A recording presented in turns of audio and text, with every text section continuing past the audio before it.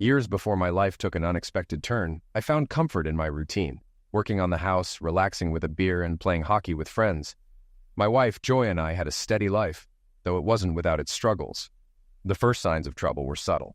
Missed calls, late-night excuses, but I dismissed them, thinking it was just life's pressures. Over time, Joy's work trips became more frequent, and though I didn't think much of it at first, she grew more distant.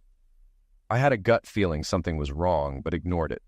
Then, one winter night, everything changed with a phone call. I was watching war movies, a regular thing when Joy was away, this time on a 2-week trip to Houston. Midway through Band of Brothers, my phone rang. Expecting my friend Paul, I was surprised to hear a woman's voice. Detective Phillips from Vail. She told me Joy had been in a serious accident and was in a hospital in Eagle Valley. I was shocked. Joy was supposed to be in Houston. That Saturday, I'd watched a marathon of war movies, The Dirty Dozen, Enemy at the Gates, Saving Private Ryan, and stocked up on snacks for the weekend.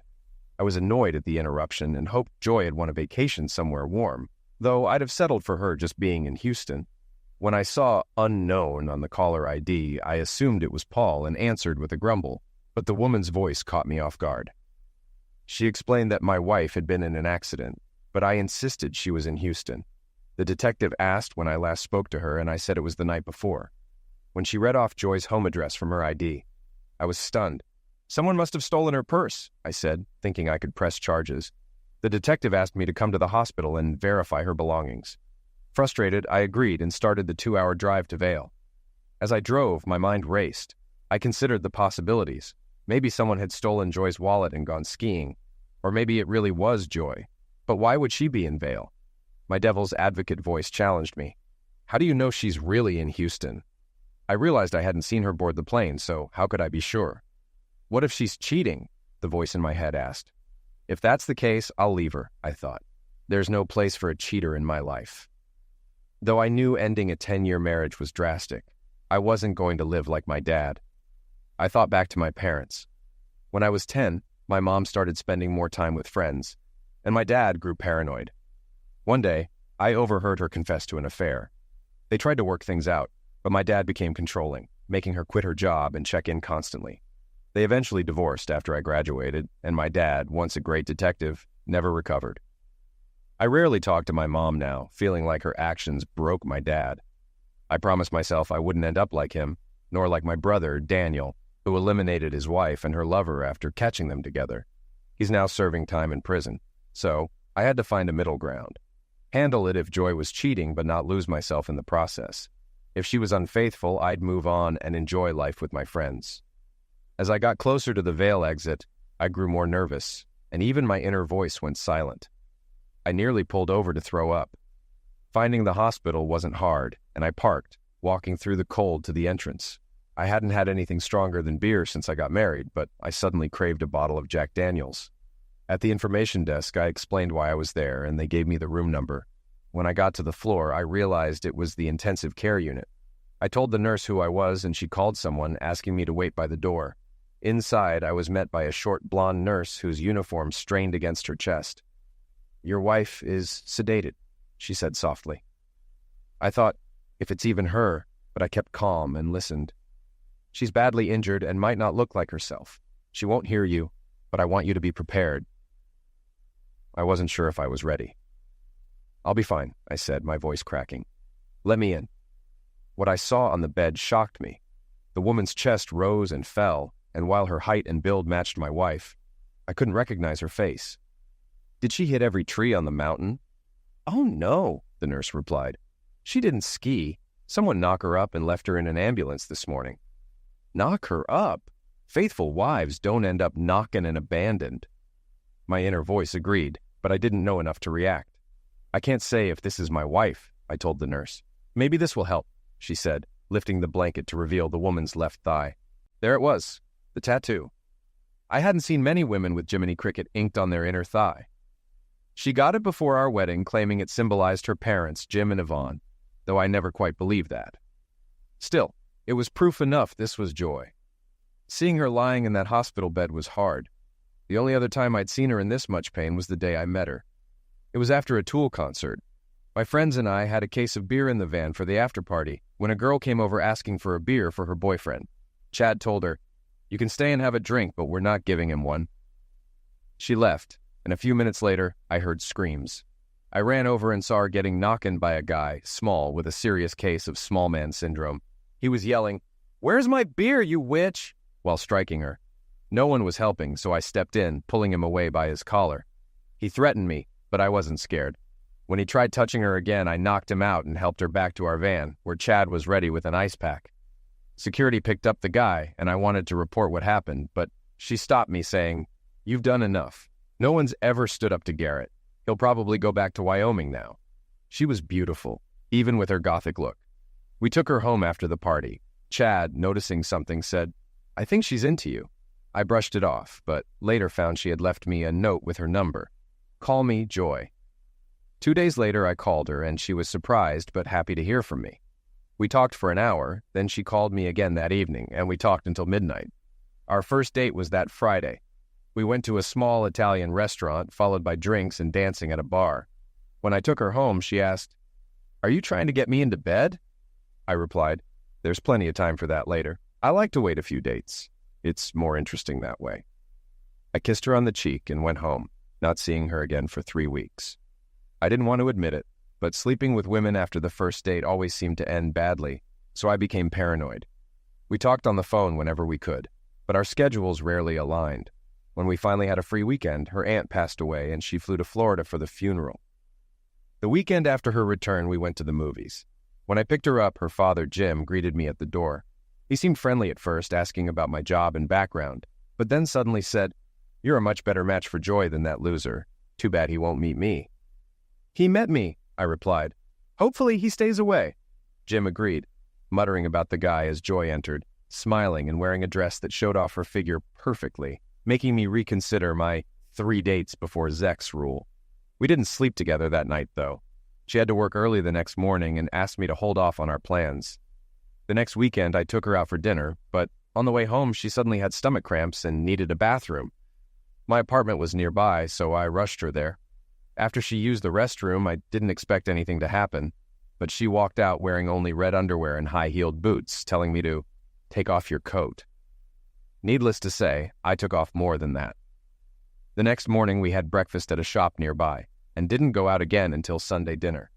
As I dropped her off, she complained about her boss making her work weekends, and joked about me being her favorite illicit substance. Later, as I left the hospital, I was handed Joy's personal belongings, and told the police had already gone through everything. While I was processing this, the nurse's phone rang. After speaking to someone, she handed the phone to me. It was Detective Phillips asking me to come to the station for questioning. I agreed, though I couldn't shake the feeling that the cops suspected me of hurting Joy. Why would I thought. Because she's a traitor?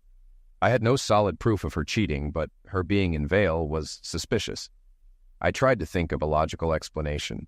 Maybe she won a trip to Vail, flew to Denver, rented a car, and got into trouble before telling me. It was all too strange, but I had no concrete evidence. I arrived at the station as the sun was setting.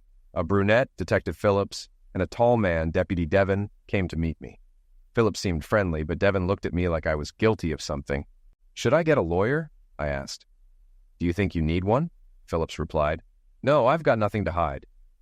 Detective Phillips led me to a room and motioned for me to sit. Devon went in the opposite direction. "I'm going to record our conversation, Mr. Rigby. Is that okay?"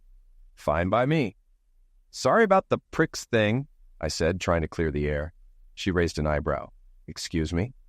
"When I called you a prick on the phone, I thought you were my friend interrupting my me time." She looked curious. "What's me time?" "I watch World War II movies when Joy's out of town. She hates them." At that moment, Devon returned and sat down. "Ready?" he asked. Phillips pressed a button. For the record, Detective Desiree Phillips interviewing Mr. Roger Rigby in connection with case 1256G, involving Joy Tanya Rigby. Mr. Rigby, please state your name, age, and date of birth. "My name is Roger Ezekiel Rigby. I'm 35, born December 16th. Your address and occupation? 1467 West Danube Avenue, Colorado Springs. I'm a bricklayer. Where were you between 6 p.m. last night and 8 a.m. this morning? Let's see. I was in Manitou Springs from 9 to 7, repairing a fireplace. From 7 to 8:30, I was driving back to Jerry's Bar, where I stayed until 11. I got home around 11:30 and stayed there until you called. Can anyone confirm that? Phillips asked. Blanche Donovan in Manitou can confirm I was working at her place. Paul Hannibal saw me at Jerry's, and my neighbor, Stephen Harper, can confirm I was home at midnight, 3 and 6. How can Stephen confirm that? Devin asked. We both have dogs that need to go out at those times. He's a night owl, so we always see each other when I walk my dog. The detectives exchanged glances, and Phillips continued. When did you last see your wife? Monday morning. I drove her to the airport for her flight to Houston. Why was she going to Houston? For her company's annual meeting. Only top performers go, and this was her 3rd year. What does your wife do? She sells life insurance for TransUnited. You know those annoying ads with the old guy telling a kid to prepare for the inevitable? Both detectives nodded. When did you last see her carry her suitcase? Phillips asked. At the airport. I dropped her off before heading to work. Did you have breakfast together? No, we were going to, but she forgot her bag, so we had to go back home to get it. How did she forget her luggage? She thought I had grabbed it when I warmed up the car, but I didn't notice it was still on the bed until we were almost at the airport. Phillips nodded and asked, How often does your wife go on business trips? Twice a year, 2 weeks in February for the general meeting and 2 weeks in August for training in Indianapolis. And the general meeting is in Houston every year? No, it changes. Last year was L.A., and the year before that, New York. After conferring with Devin, Phillips asked, Do you know anyone who might want to damage your wife? Not that I know of, except maybe some of her clients. Why would they want to damage her? Well, the company has a sketchy sales tactic. People sign up for a free kids info kit, and then my wife delivers it and tries to sell them life insurance. Some people get pretty upset. Did she meet with any clients in Vail? I have no idea. She was supposed to be in Houston. Do you think she could have been with someone in Vail? I sighed and gave the detectives a list of Joy's colleagues. Some of them might have traveled to Houston with her. Maybe they can explain why she wasn't there. Devin sighed and looked at Phillips, who seemed satisfied for now. You can go, Mr. Rigby. Are you heading home tonight? Phillips asked. No, I'll find a motel. After their usual, we'll be in touch, I left the station. Driving back to the hospital, I realized I had more questions than answers. Was Joy playing me? Less than a week ago, I dropped her off at the airport for her Houston trip, and now she was in a hospital in Vail. At the hospital, I was told visiting hours were over, and I could return at 7 a.m. I asked the guard for hotel recommendations, and he joked, In Vail during ski season, cheap means staying with relatives. I laughed politely and walked to my car, remembering I still had Joy's belongings. I checked the inventory list but didn't find what I was looking for. Among the items not returned was a prescription bottle of Percocet, which Joy had left over from dental work. Why was she still carrying those pills? Then I noticed her boots. Joy always carried them on trips, and I remembered she used to hide a key card inside. Sure enough, I found one, but it was completely blank. No logos or identifying marks. Now I have the key to her room, but where's her phone? It wasn't listed in the inventory or in her purse. That's a good sign, I thought. A while back, my neighbor Stephen developed a phone tracking app after his partner kept losing his phone. Joy had lost hers before, so I had the app installed on her phone too. I opened the app, entered her number, and saw I was 4 miles away from her phone. I started the car and followed the directions up the mountain, arriving at a ski resort filled with luxurious lodges. I parked Joy's BMW among the Lexus and Audis and made my way toward one of the lodges. The app showed Joy's phone was in room 114. I tried the key card. Nothing. I climbed the stairs and tried 214, then 314. The key card finally worked. What now? I thought. Should I confront whoever's inside or call the cops? I listened at the door but heard nothing. Hesitating for a moment, I swiped the key card and opened the door. The room was dark, lit only by the hallway behind me. I stepped in and turned on the light. The room felt off, too clean, like someone tried to make it look untouched. The bed was made, but the quilt hung unevenly. Joy's suitcase sat on the bed, neatly packed. Her phone was charging on the nightstand, and her laptop was on a small table by the window. This looks staged, I thought. It didn't seem like anyone had slept here, but it wasn't professionally cleaned either. I decided to take a closer look. I went to the bathroom and noticed a few wet spots on the sink, like someone tried to clean up without using proper cleaning products.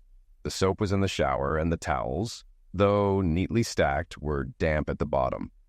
Someone had attempted to cover their tracks, but not well. Back at the bed, I pulled back the blanket. The sheets were wrinkled, as if someone had slept there, but there were no signs of violence. No blood or torn fabric. What happened here? I wondered. I sat at the table and picked up Joy's phone. She never used passwords, so I accessed it easily. As her laptop booted, I called my sister Beth to ask her to take care of my dog, then made the harder call to my father-in-law, Jim, explaining what I knew. I hope this is just a misunderstanding, I said, trying to stay calm. Jim sighed. Call me when you know more. Next, I called my cousin Hugh, a detective, and asked him to contact the Vale police. He agreed and said he'd keep me updated. I took one last step and called the lodge, asking for Joy Rigby or Joey McIntyre. No one by those names was registered. By then, Joy's laptop had booted up, but her browser history and emails were wiped clean. She never deleted anything, so this was strange. I checked her phone. Her text messages were also gone. Someone's covering their tracks, I thought. I opened her suitcase and found one business suit, 3 cocktail dresses, and a lot of lingerie. This isn't a business trip wardrobe, I realized. I knew now divorce was likely. The next morning, after a quick shower, I left the room with Joy's phone and laptop, but left her suitcase untouched. I'd spent the night in a chair by the table, unable to sleep in the bed. After a coffee, I called Detective Phillips to report the key card I'd found. She arranged to meet me in half an hour. After driving around Vale for a bit, I met Phillips at the police station. She greeted me and led me to her office, where I handed her the key card. You look like a man whose world has collapsed, she said sympathetically. I think I'll lose my wife over this. I'd like to hear her explanation, but I doubt I can believe it, I replied. Don't lose hope yet, she said, though her face suggested otherwise. I thanked her and headed to the hospital, where I was allowed to visit Joy for 15 minutes every 2 hours. During one visit, I stared at her, hoping she'd wake up and explain everything. Just then, Dr. Benson came to see me. He explained that Joy was recovering, but recommended transferring her to Denver for better rehabilitation. He mentioned her head injury and possible brain damage, but I could only focus on the uncertainty of what had really happened. I signed the papers to transfer Joy and asked if I could handle the rest at St. Luke's on my way home. Where's your home? The doctor asked. Colorado Springs, I replied. He looked concerned and made a call. A few minutes later, he returned. The plan has changed, he said. We'll transfer her to St. Augustine's in Colorado Springs. It's just as good, and it will be easier for your family to visit. I signed new papers, visited Joy one last time, and left the hospital with tears in my eyes. At least it's normal to cry in a hospital, I thought. Anywhere else, people would stare. On my way out of Vale, I called Jim and updated him. When I got home, I saw my sister Beth's Jeep in the driveway, and I felt relieved. Piper, my Doberman, greeted me at the door, and Beth was there waiting. She took one look at me and knew something was wrong. I hugged her, told her I loved her, and everything came spilling out. I broke down, mourning the end of my marriage. Beth stayed with me late into the night, trying to get me to eat, but I wasn't hungry. I still had to tell Jim everything, and she came with me for that. When I finished explaining to Jim and Yvonne, I saw a shift in Jim's face. He wasn't sure anymore that Joy hadn't wronged me. He had worn that same expression once before during a difficult moment in our relationship. We had been dating for several months, and one night, Joy canceled our weekend plans. I was annoyed, but accepted it. Then I heard Jim in the background yelling, "Tell that son of a witch he better meet me." Worried, I drove over. Jim met me at the door, furious. "You're no better than that other prick. If you're going to hurt my daughter, come at me." Shocked, I replied, "Hurt your daughter? What are you talking about?" Joy and Yvonne came outside, and I saw Joy had a black eye. "What happened?" I asked. Jim shouted, "You strike her!" I was stunned, but Joy quickly intervened. "He didn't touch me, Daddy. I had dinner with Garrett, and we argued." I walked away, too angry and hurt to stay. Jim tried to apologize, but I told Joy, "We're done." I drove aimlessly until I found myself near Garrett's place. I knocked on his door, and when he opened it with a smug grin, I punched him in the face. I kept punching him until he stopped reacting, then kicked him a few more times for good measure. As I noticed moving boxes in his trailer, I asked, "Are you moving?" He groaned, and I kicked him one last time. "Happy trip," I said before leaving. When I got home, I iced my knuckles. The phone rang, and without checking the caller ID, I answered. It was Joy, pleading, "Roger, please." I hung up before she could finish. The phone rang again almost immediately, but this time I checked the ID. It was Joy. I let it ring. For the next hour, the phone rang on and off before it finally stopped. 10 minutes later, it started again. Annoyed, I checked, expecting Joy, but it was my cousin Hugh. "Hey, Zeke," he said. He was the only one who called me by my middle name, a family nickname. "What's up, Hugh?" "Just a heads up. CSPD got a call about Garrett Jimenez being in bad shape. He told the cops some big guy kicked his bum. You wouldn't know anything about that, would you?" I laughed. "Nope, no idea. But thanks for the warning. Be careful, Zeke. If someone connects you to this, it could get messy." Not long after, the police showed up at my door, but I was prepared. I had my hockey gear set out, and the scratches on my knuckles looked like the result of a rough game. I told the officer I'd been practicing, and since I played for a police-sponsored team, he seemed satisfied.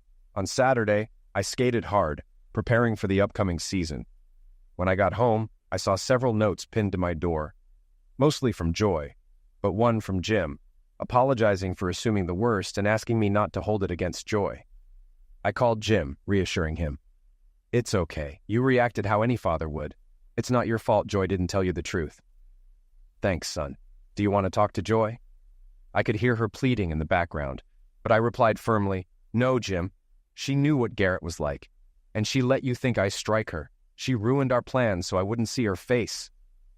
"I understand," Jim said, disappointed. "I'm sorry, Jim, but I don't have time for cheating women."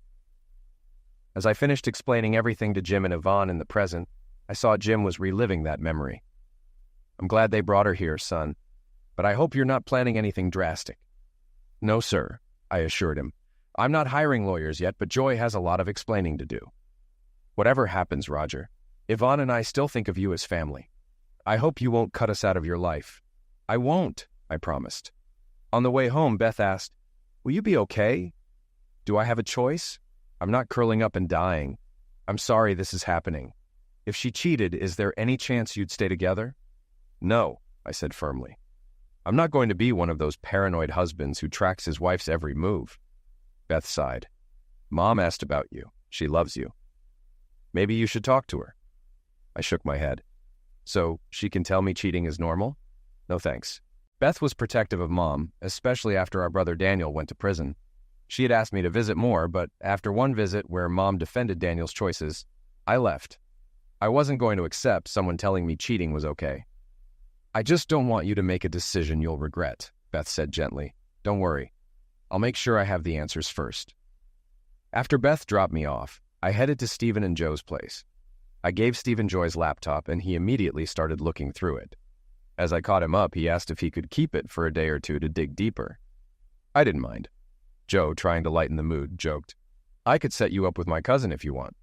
I laughed. "Unless she's got C-cups and a shaved pubic area, I'm not interested." "Prude," Joe teased, but I knew he was just trying to make me laugh. I sat with Joe drinking a beer while Stephen focused intently on Joy's laptop. Joe, getting ready for bed since he had to wake up early, gave me a sly smile. "I'll be dreaming about your sexy, newly single neighbor," he joked. I grinned. "Mrs. Jasper, she's been a widow forever." Joe laughed, wished me good night, and headed upstairs. Stephen stayed glued to the laptop. When I left, I took Piper outside. We played a quick game of tag, but the cold made her decide it was time to head back inside after a few throws.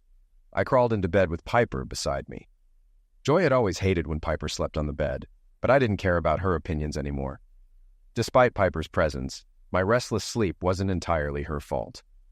The next morning, I had coffee and distracted myself with the sports section until 8 a.m. By 9 a.m., I was sitting in Bernie Jagg's office, Joy's boss. "What can I do for you, Brian?"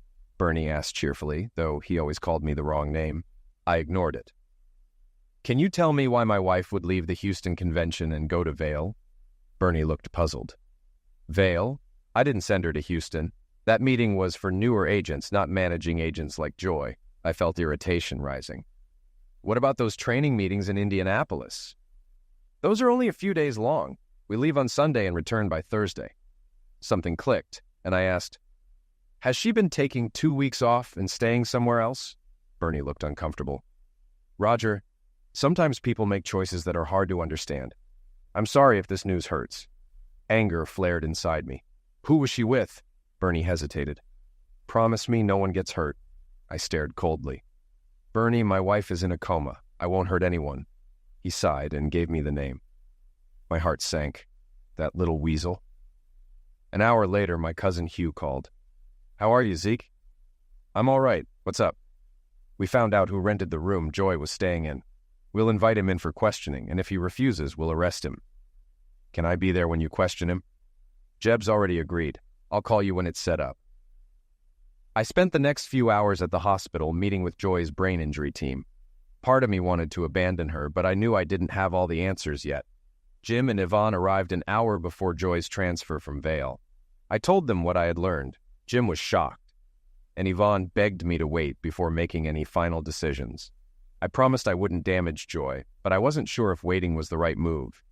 When Jim asked if I could get through this, I answered honestly, I don't know. I can't trust her anymore.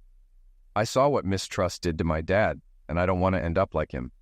Yvonne, hopeful, said, but you've taken her back before. Yes, but we weren't married then, and she wasn't lying to me like this, I replied. I didn't see Joy for 3 weeks after the fight with Garrett. By the middle of the second week, she stopped calling. A week later, when I stopped avoiding calls, I realized we hadn't officially declared our relationship exclusive. She was still seeing Garrett.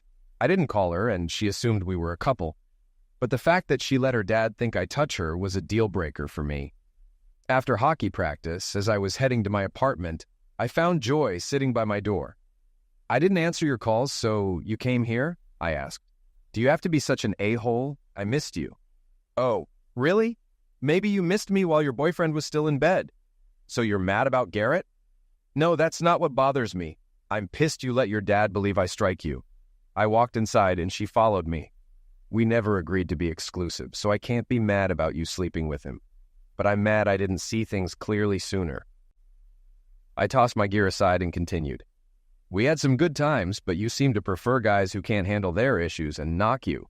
Fine, I'm done. Are you finished? She asked, crying. Oh, I'm done. I just don't get why you're still here. Listen, I'm sorry I let my dad think you hurt me. I canceled our date so you wouldn't do something that would get you in trouble. I left my phone at home when I went to see Garrett. You don't owe me an explanation. I'm done. No, you need to listen. I went to see Garrett because he was moving to Wyoming. When I refused to go with him, he knocked me. I hid at Julie's and went home to call you. But my dad saw me first. You know the rest. Okay, I listened. Now I have a shower waiting. I don't know why, but I asked, want to join me? I didn't have to ask twice. That night, we decided to be exclusive. 3 weeks later, she moved in, and 8 months after that, we got married. The only time Garrett came up again was when she told me he died in a car accident in Wyoming, and she went to his funeral. Now, a decade later, Joy is being transferred to St. Augustine's ICU. The doctors say she has a good chance of recovery. Later, while waiting in the hospital, Hugh texted me that Cal Davis would be interviewed at 4 a.m. I told Jim and Yvonne I had an appointment and left. At home, I got dressed in a suit and tie, knowing Sheriff Jeb Hannibal would expect me to look professional during the interrogation. When I arrived at the sheriff's office, Hugh met me. Vail police will join by video. You'll sit out of view, and remember, don't speak. It could jeopardize the case. I know. I won't attack him either, I assured him. We entered the building, and I spotted Catherine Shepard, the high school girl who always seemed out of my league, looking even more stunning than I remembered. Deputies escorted her into the room, and Hugh teased me. Stop drooling, Zeke. Inside, Sheriff Jeb grinned. I've always wanted to do this. He pulled out a badge and deputized me so I could stay in the room as law enforcement. Afterward, he hugged me. Your dad was a great cop, and I know you'll be one too if you ever finish that degree.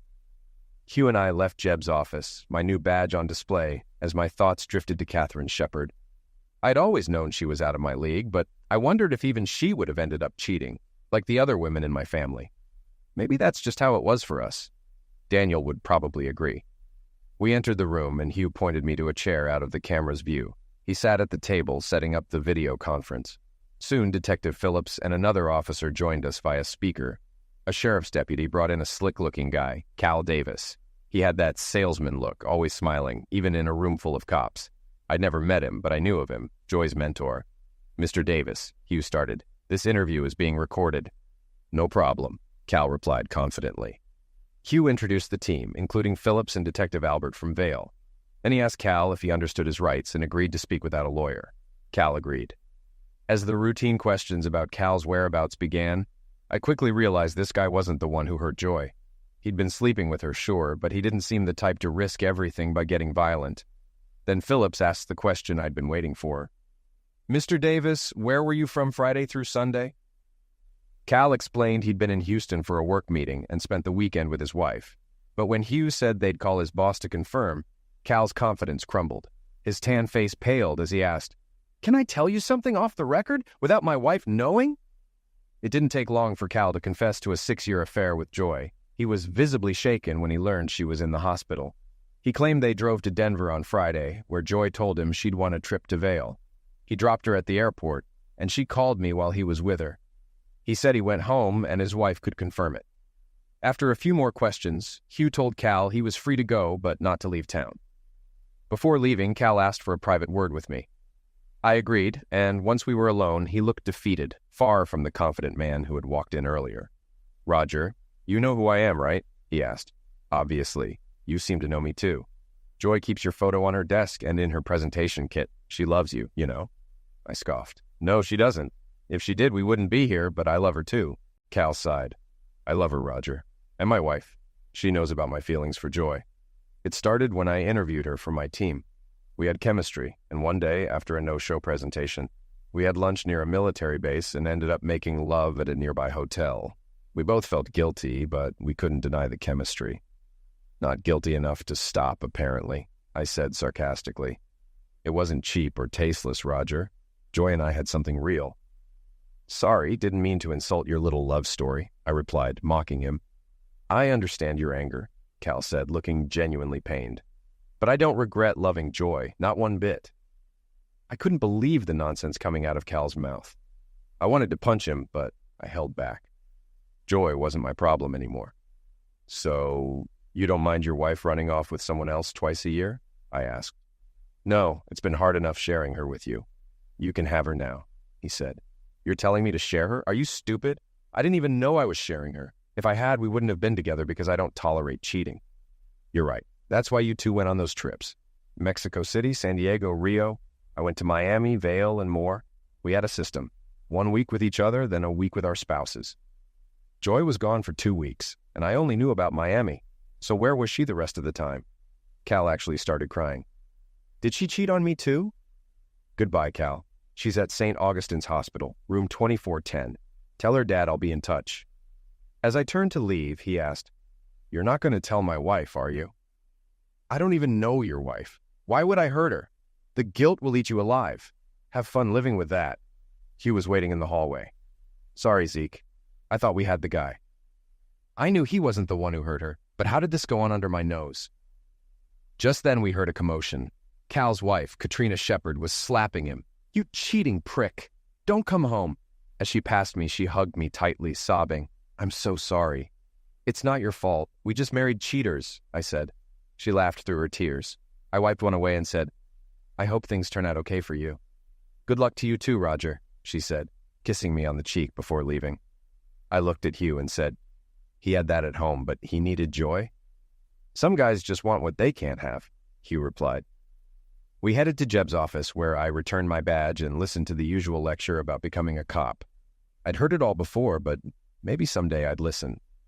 The next few days were stressful. I spent Tuesday finding a lawyer to protect me in the divorce. Thankfully, Joy and I didn't have kids. Piper was mine, and the house belonged to her grandmother, so I didn't need to fight for it. My brother and I inherited my dad's house, and I was glad I didn't have to move into some cheap apartment.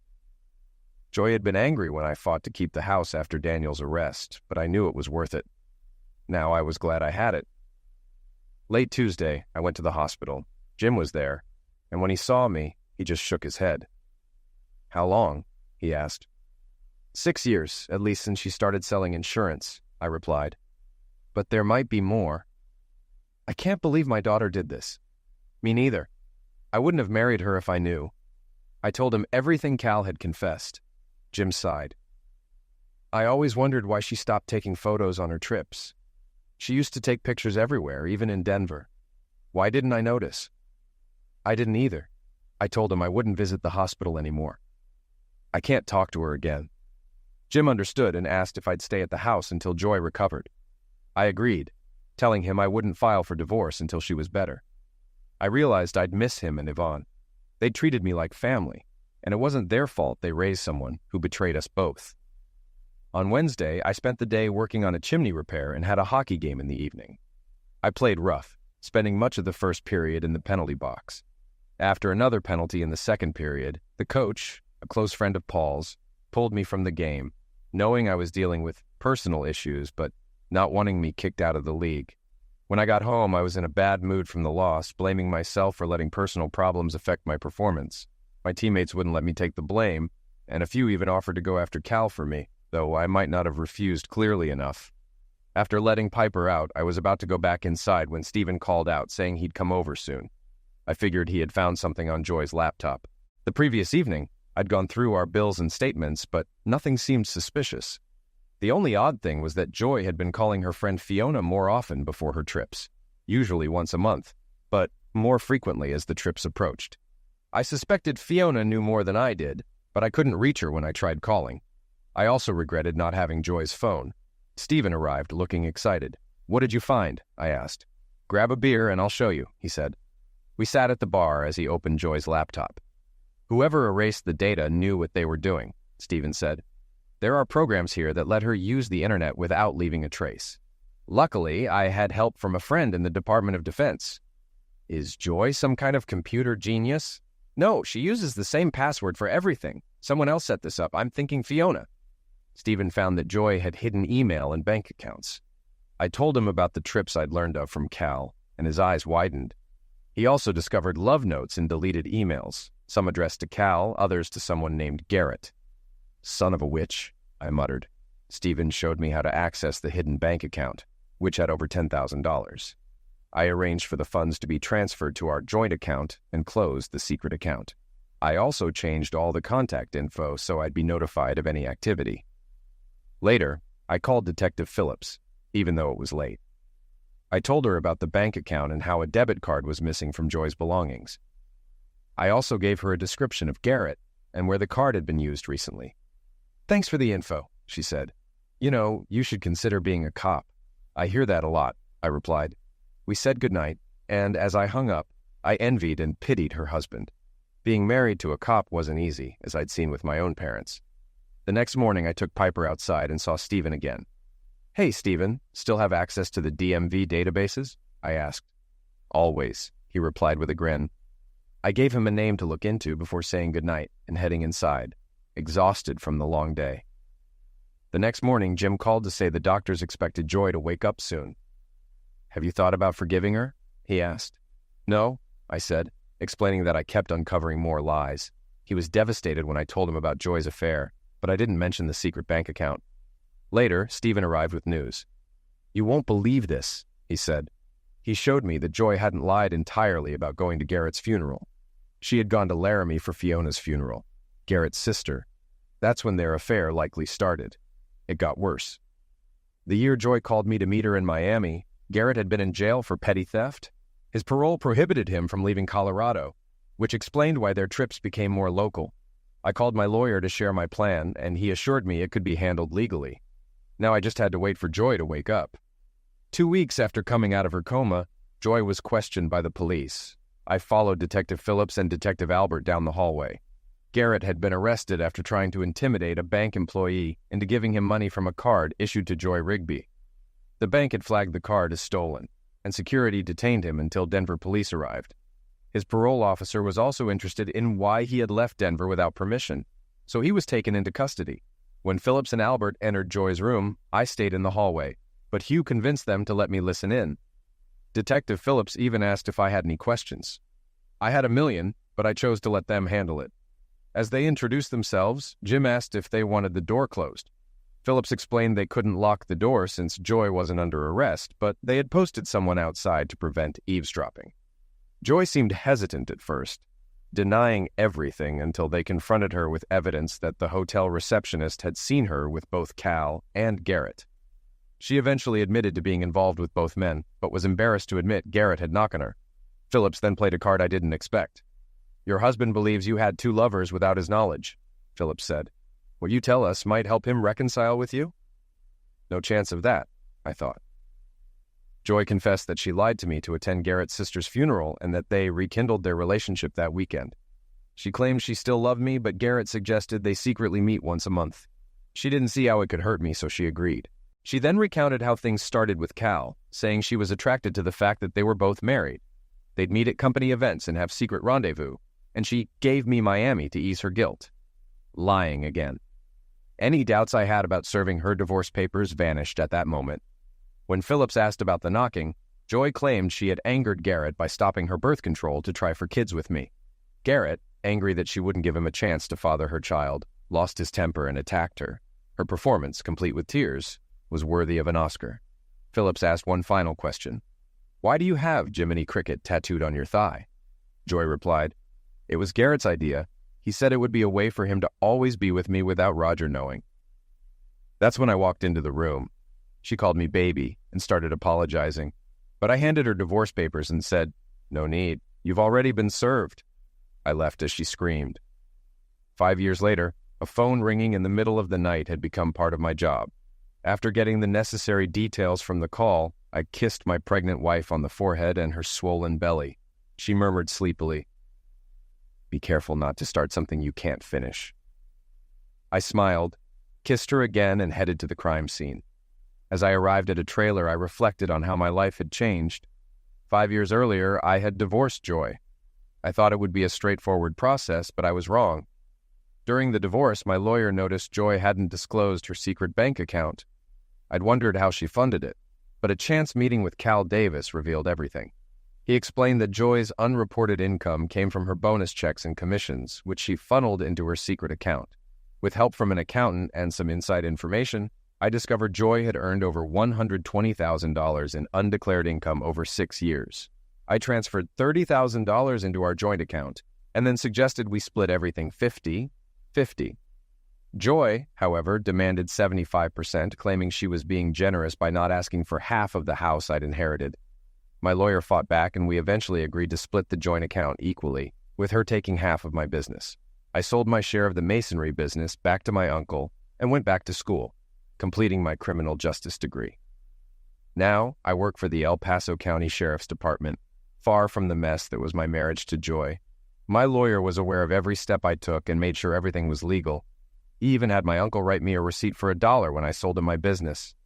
Joy had a smug look when she got her settlement check, but I'm sure that disappeared when she discovered her secret account had been drained. My accountant worked some magic, and we showed all the money in our joint account came from legitimate sources. I paid the taxes, and Joy never realized she funded my education. An anonymous tip to the IRS led to an audit, and while I was cleared, Joy wasn't. She ended up serving 6 months for tax evasion. In a twist of fate, Garrett was blamed for stealing her money since he had her bank card. With his history and a weak defense, he was convicted and sentenced to 35 years in prison for theft and violating parole. Meanwhile, Katrina divorced Cal, and he moved to Utah to start fresh. After Joy got out of prison, she worked at a telemarketing firm. She sent me an angry letter, blaming me for ruining her marriage and deceiving her and Garrett. I tossed it in the trash and moved on. When I told my buddy Paul about the letter, he joked that I should have sold her to a brothel. I responded that she'd probably enjoy it. I spent 3 years as a patrol officer before becoming a detective. While the Colorado Springs Police Department handled most major crimes, we saw plenty of domestic violence cases. The only time I pulled my weapon was when a woman threatened me with a knife after I arrested her abusive husband. That was 1.5 years ago, and I've been a detective ever since. I still don't understand why some women stay with abusive men, especially after seeing countless sufferers. One case involved a woman knocking to end of life, surrounded by empty beer bottles. I knew by the end of the day, I'd have the husband's name and start the search. It seemed like a clear case. Either the husband eliminated her in a jealous rage, or an ex-lover was involved. As I reviewed old patrol reports, I realized that at least I wouldn't get flack from my boss for this case. 1.5 years into my detective career, a new detective transferred to our department. All I knew was that he came from the north, but one night at a party near the station, I was surprised to see Desiree Phillips. We talked for a while, and though some of the other detectives weren't thrilled with a patrol officer chatting with her, we hit it off. We became friends, and even after learning she was single, I didn't pursue anything. I was jaded by relationships and didn't want to complicate things. We hung out occasionally, going to dinner and movies, but I never saw it as dating. One night, after a tough case, I took her to a bar. I stayed mostly sober to make sure she got home safely. When I helped her to her apartment, she asked me to take off her boots, then hugged me. She's drunk, Zeke, I thought. She's your best friend, and you can't take advantage of her." I pulled away, and suddenly, she didn't seem so drunk anymore. "Why don't you want me?" she asked. "What's wrong with me?" "First, you're drunk, and I don't want to ruin our friendship with a regretful memory. Second, I'm just not ready. After everything, I have trust issues." "Did you enjoy kissing me?" "Of course, you're one of the sexiest women I know," I started, but she cut me off. "Come with me. I'm not drunk, and I'm not easy. I've only been with 4 guys, and you know all the stories." She later admitted she'd liked me from the moment we met in Vail, but never thought I'd end up working in law enforcement. When she transferred, she took it as a sign. That night marked the beginning of our relationship, and a year later, we got married. A month later, we welcomed our first child. My boss wasn't thrilled about her needing maternity leave and constantly teased me about getting her pregnant. I used to joke with Hugh that Nora, our son, could be his godchild, but he wasn't amused. He also didn't like that I took a month off for paternity leave, but I didn't care. Desiree, to my delight, loves Wubby 2 movies, so life is pretty good. Now I just hope Piper is okay with having both mom and dad around full time. Something tells me she'll be just fine.